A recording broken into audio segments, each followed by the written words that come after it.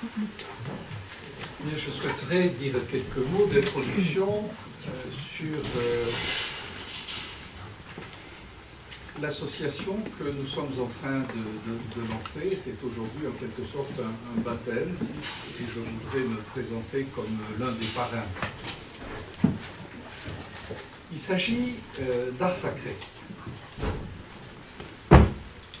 Art sacré, au fond, parlant comme bibliothécaire et ayant une certaine profondeur de la mémoire de l'Église et de la mémoire de l'humanité, l'art sacré est aussi vieux que l'humanité. Dès qu'un sentiment religieux habite l'âme humaine, eh bien voilà, on va exprimer ce sentiment en faisant appel à l'art, même si les moyens peuvent être modestes. L'art sacré est aussi vieux que l'humanité, connaît bien sûr des périodes d'enthousiasme, d'euphorie. Ce matin, je visitais la cathédrale de Bourges et je me disais, c'est quand même au début de l'art gothique, il y a une telle harmonie, un tel équilibre, les proportions sont respectées. On est à la fois, on se sent bien dans ce bâtiment et en même temps, on a envie de s'élever. Enfin, c'est vraiment le génie de la lumière gothique de nous donner cette impression. Et puis nous arrivons à la Révolution française. La Révolution française marque une rupture qui est valable non seulement en France, mais aussi dans des pays voisins, une rupture qui va s'effectuer évidemment plus lentement. Une chose est tout à fait étonnante. En Espagne, au XIXe siècle, plus de peinture religieuse. En France, au point de vue peinture religieuse, nous avons encore de la croix, mais de la croix d'une certaine manière appartient, de par ses origines même génétiques, à l'Ancien Régime, grandes fresques que nous trouvons à Saint-Sulpice, puis plus grand chose au point de vue peinture. La musique, encore, a de belles trouvailles au XIXe siècle. L'architecture, alors on a parlé, et je trouve que l'expression est à la fois forte et juste, on a parlé d'académisme dévot. Et en préparant cette présentation, je suis tombé sur un passage d'une lettre de Claudel, nous sommes en 1919, qui dit ceci: « Pour qui ose les regarder, les églises modernes ont l'intérêt et le pathétique d'une confession chargée. Leur laideur, c'est l'ostentation à l'extérieur de tous nos péchés et de tous nos défauts, faiblesse, indigence, timidité de la foi et du sentiment, sécheresse du cœur, dégoût du surnaturel, domination des conventions et des formules, exagération des pratiques individuelles et désordonnées, luxe mondain, avarice, jactance, maussaderie, pharisaïsme, bouffissure. Je ne savais pas que le mot était français, on aurait pu continuer dans cette description. Mais se produit à la fin du XIXe siècle et surtout au début du XXe siècle un renouveau chrétien, principalement catholique, avec des auteurs comme Péguy, Blois, Barrès, Claudel, Huysmans, Bergson d'une certaine manière, Ruskin en Angleterre. Et ce renouveau, d'abord un renouveau du sentiment religieux, un renouveau littéraire, va essayer de s'exprimer dans l'art en général, l'architecture en particulier. Et nous avons des noms comme Maurice Denis, Desvallières, qui vont essayer de créer un art sacré en conformité avec l'art de l'époque. L'expression art sacré, que nous trouvons auparavant, trouve là sa formulation la plus technique. Je laisse à l'appréciation des spécialistes comment pouvons-nous apprécier les quelques églises, les quelques vitraux, les quelques peintures que nous avons de cette époque-là. J'ai eu le plaisir, non, j'ai eu la chance d'enseigner à Fribourg, et j'avoue que lorsqu'on entre dans la cathédrale de Fribourg, Saint-Nicolas, on est frappé par ces vitraux qui ont été emblématiques de ce renouveau-là. Nous sommes encore une fois au début du XXe siècle, de Joseph Mechaon. Ce renouveau se poursuit avec une tonalité particulière à la fin de la première moitié du siècle, juste avant la guerre, l'intérêt des dominicains. Une figure, le père Couturier évidemment attire tout de suite notre regard. Cette aventure d'art sacré se nourrit de théologie, et en particulier d'une référence au thomisme qui autorise la création d'une esthétique à partir de saint Thomas qui peut être associée avec des positions sociales, voire politiques, extrêmement progressistes. Cet art sacré, on va dire, arrive à peu près à expiration au début des années 60. Et depuis les années 60. Depuis les années 60, nous avons, je crois, affaire à un immense vide. Ce vide, je le caractériserai par les traits suivants. Effondrement de la culture chrétienne. Effondrement de la culture chrétienne dans la société, bien sûr, mais aussi, d'une certaine manière, dans la conscience chrétienne. Deuxième caractéristique, l'art.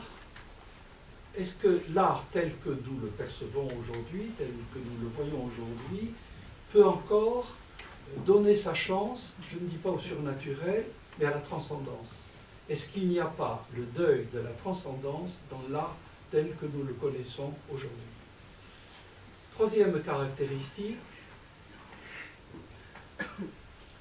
le souci de l'art sacré n'est pas une dominante de l'Église, de l'Église catholique universelle au cours du dernier demi-siècle. Au fond, parmi les papes récents, je pense que celui qui a été le plus sensible au souci de l'art sacré, c'est Benoît XVI, notamment sur le plan liturgique et par conséquent la musique et par conséquent l'architecture, mais son pontificat a été trop bref pour imprimer aux idées dans l'Église un nouveau parcours, un nouveau cheminement.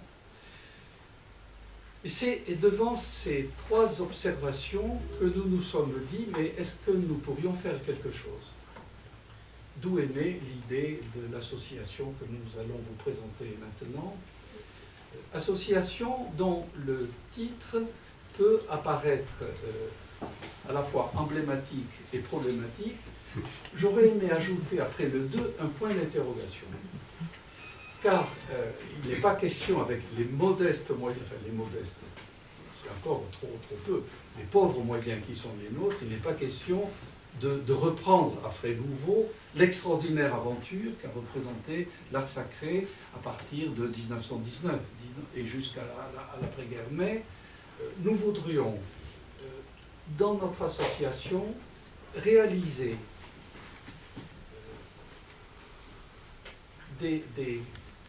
comment dire ça, réaliser faire des expériences qui redonnent, là où elles ont lieu, ces expériences, au clergé,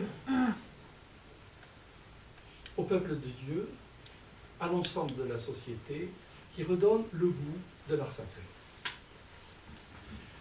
Dans les perspectives que nous nous sommes données, alors vous voyez si l'ambition est élevée, sensibilisation du clergé affectataire à la valeur artistique et symbolique de l'art sacré, encouragement par les moyens dont nous disposons de la promotion de l'art sacré contemporain, encouragement d'initiatives relatives à la valorisation du patrimoine religieux, établissement d'échanges avec les artistes contemporains, valorisation de l'art sacré par l'intermédiaire de conférences, publications, concerts, colloques, etc., conservation du patrimoine architectural et mobilier des édifices et monuments religieux, élevés principalement sur le territoire français, mais pas seulement, sensibilisation des conservateurs à l'art sacré.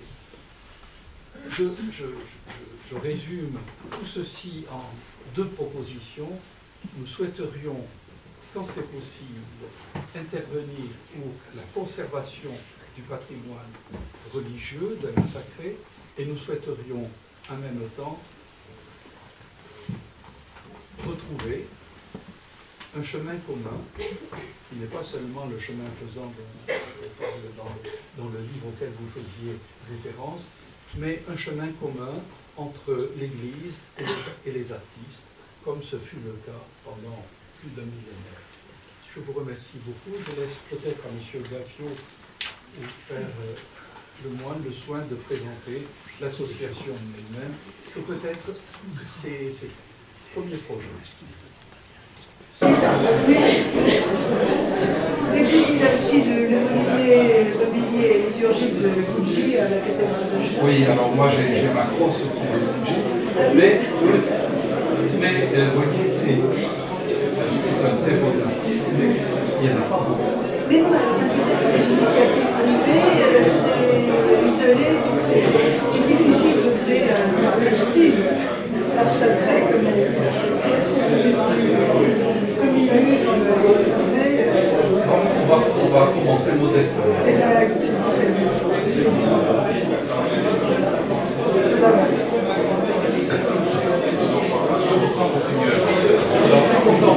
Laurent, mais en fait, votre livre, vous n'allez pas me dédicacer une deuxième fois avec nous, vous avez dédicacé à tous les deux. J'ai pensé à vous parce que hier j'ai vu avec les moines. J'ai pensé à vous. Oui, mais moine, parce que c'est plus aussi depuis un mois. Mais tant mieux, pour nous rassurer. Faites plaisir à l'abbaye de Solesmes en leur rendant visite. Mais l'association crée un vide, c'est bien, vous allez remplir un vide. On va essayer. Ça sera super. Merci beaucoup. Merci. Ça fait plaisir à bientôt.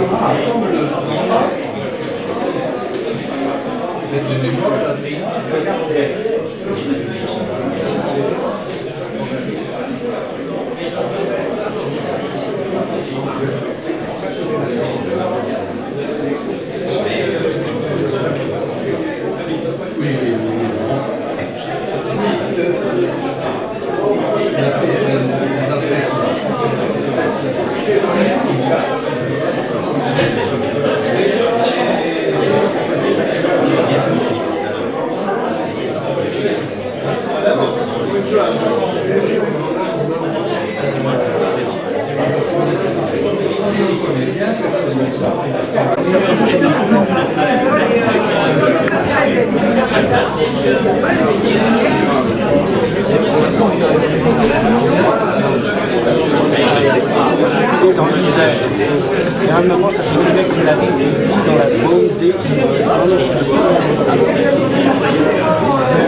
siècle, il y a une thèse de tourner la tête à